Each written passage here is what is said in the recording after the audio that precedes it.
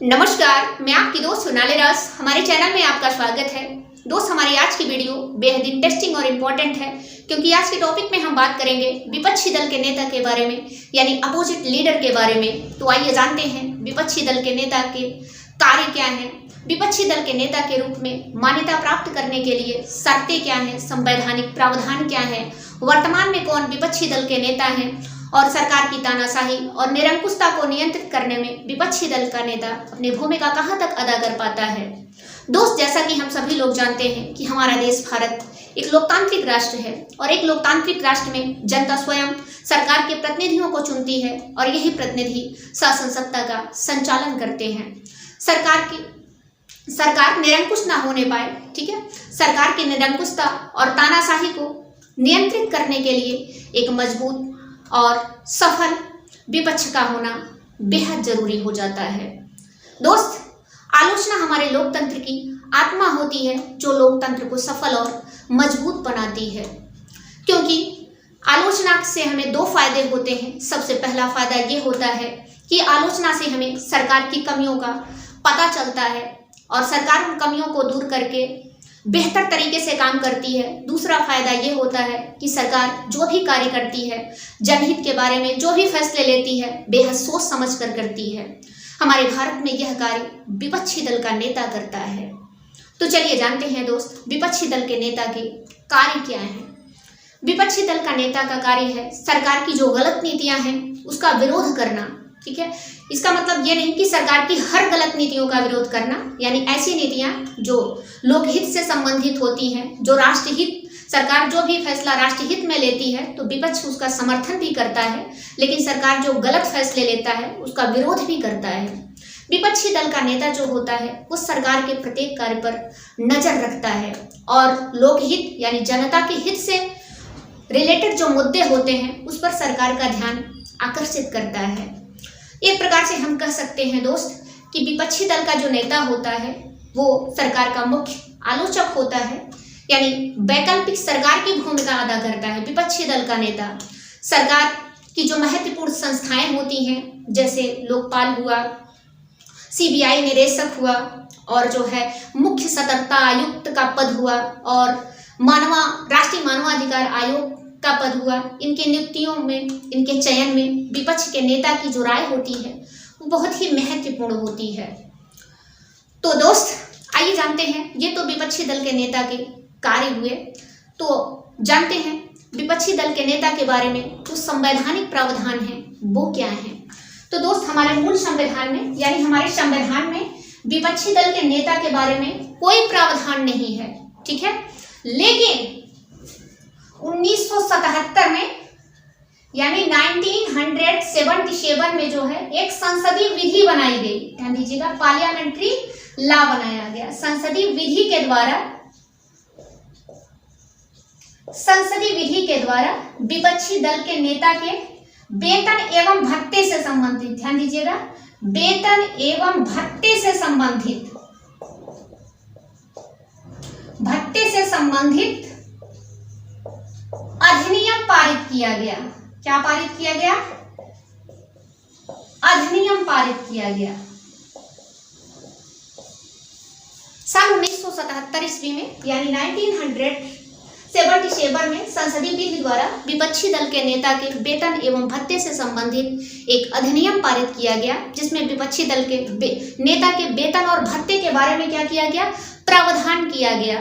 और इस विधि, यानी इस संसदीय विधि में विपक्षी दल के नेता को जो है कैबिनेट मंत्री का दर्जा दिया गया, यानी इसको जो भी सुविधाएं मिलती हैं वो कैबिनेट मंत्री की तरह मिलती हैं, ठीक है। आइए जानते हैं, इस प्रकार हम कह सकते हैं कि विपक्षी दल के नेता को वैधानिक यानी कानूनी स्थिति जो है 1977 के संसदीय विधि द्वारा प्राप्त होती है। तो आइए जानते हैं विपक्षी दल के नेता के रूप में मान्यता प्राप्त करने के लिए शर्तें क्या क्या हैं।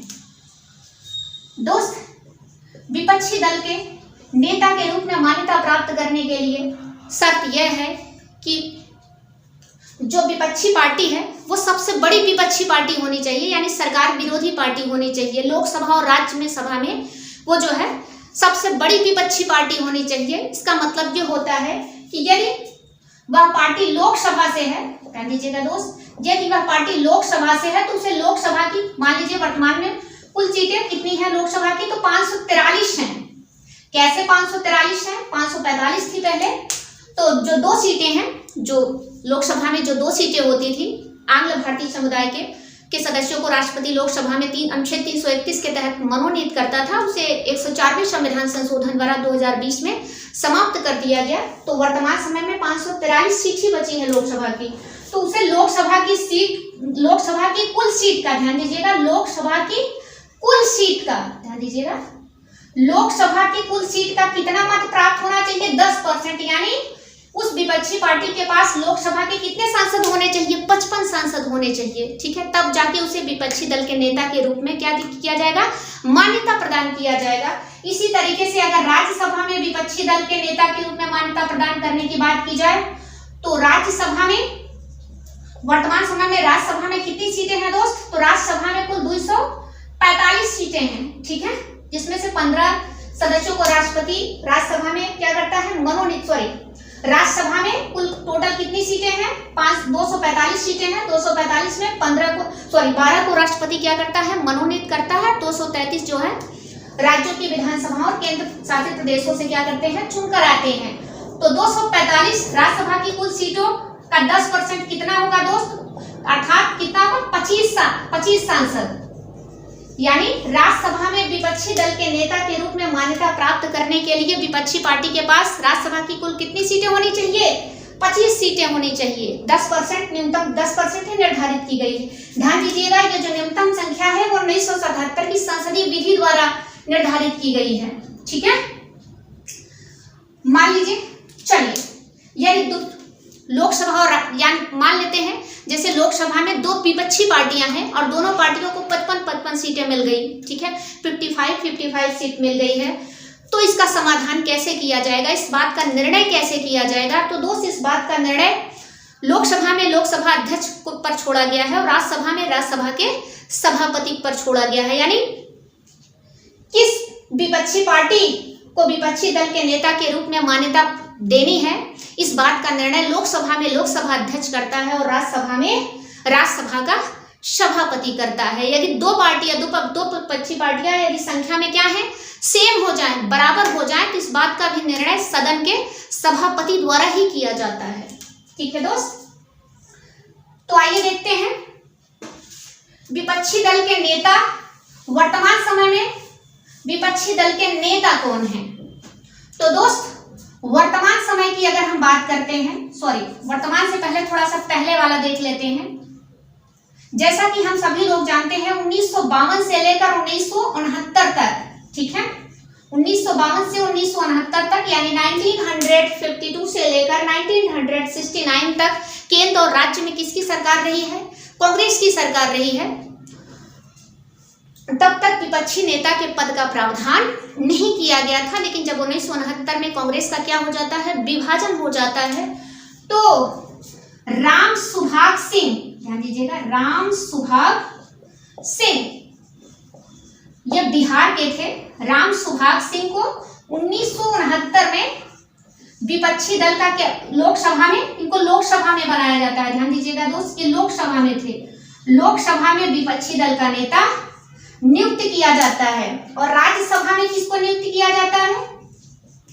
राज्यसभा में श्याम चरण मिश्रा, ध्यान दीजिएगा, श्याम चरण मिश्रा को जो है राज्यसभा का पहला विपक्षी दल का नेता बनाया जाता है, जो 1970 से 71 तक काम करते हैं। और राम सुभाग सिंह जो है विपक्षी दल के नेता के रूप में 1969 से 1970 तक काम करते हैं। अगर हम वर्तमान स्थिति की बात करें तो 2014 में जो हमारी 16वीं लोकसभा का चुनाव हुआ था, तो उसमें किसी भी विपक्षी पार्टी को लोकसभा की जो न्यूनतम 10% सीटें हैं, यानी 55 सीटें जो हैं, वो किसी भी पार्टी को प्राप्त नहीं हो पाई, इसलिए लोकसभा में यह पद क्या था? खाली था। उसी तरीके से 2017 में जब 17वीं लोकसभा का चुनाव होता है, तो उसमें भी किसी भी विपक्षी पार्टी को लोकसभा की 10% सीट यानी 55 सीटें प्राप्त नहीं हो पाई, इसलिए लोकसभा में भी वर्तमान समय में सीट क्या है? खाली है, ठीक है। किसी भी पार्टी को विपक्षी दल के नेता के रूप में मान्यता नहीं दी गई है। यह निर्णय लोकसभा अध्यक्ष करता है, लेकिन न्यूनतम संख्या किसी विपक्षी पार्टी ने पूरी नहीं की, तो इसलिए यह सीट क्या है, खाली है। जबकि राज्यसभा में कांग्रेस का बहुमत था, तो मल्लिकार्जुन खड़गे को जो है राज्यसभा में विपक्षी दल का नेता नियुक्त कर दिया गया। यद्यपि कांग्रेस ने अधीर रंजन चौधरी को अपनी तरफ से लोकसभा में विपक्षी दल का नेता जो है नियुक्त कर दिया है, लेकिन सरकार द्वारा, लोकसभा अध्यक्ष द्वारा इन्हें विपक्षी दल के नेता के रूप में मान्यता नहीं दी गई है। स्थिति यह है कि वर्तमान समय में लोकसभा में विपक्षी दल के नेता का पद क्या है, रिक्त है। तो दोस्त, विपक्षी दल के नेता के बारे में आपको अच्छे से समझ में आ गया होगा। यदि आप हमारे चैनल पर नए हैं तो आप इसे सब्सक्राइब करें, लाइक करें और ज़्यादा से ज़्यादा शेयर करें, ताकि इसका लाभ ज़्यादा से ज़्यादा लोगों को मिल सके। तो हमारी वीडियो यहीं तक। आप अपने अपनों के साथ खुश रहें, मस्त रहें। अपनी कामयाबी को प्राप्त करने के लिए लगातार कड़ी मेहनत और ईमानदारी के साथ प्रयास करते रहें।